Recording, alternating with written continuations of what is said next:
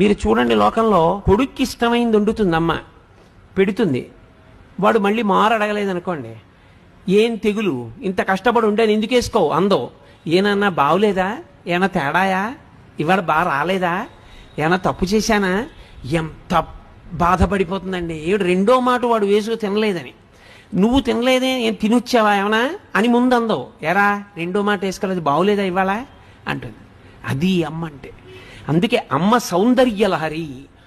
ఆమె ఆఖరి ఊపిరి పర్యంతము ఎప్పుడూ నీకు క్షేమాన్నే కోరుతుంది.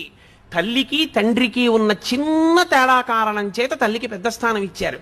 తండ్రి సమానుడు, నేను తక్కువ కాదని కానీ, తండ్రి పనికి మాలిన వాడని కానీ, తల్లితో సమానుడు కాదని కానీ నేను ఎక్కడా మాట్లాడటం లేదని మీరు గుర్తుపెట్టుకోవాల్సి ఉంటుంది.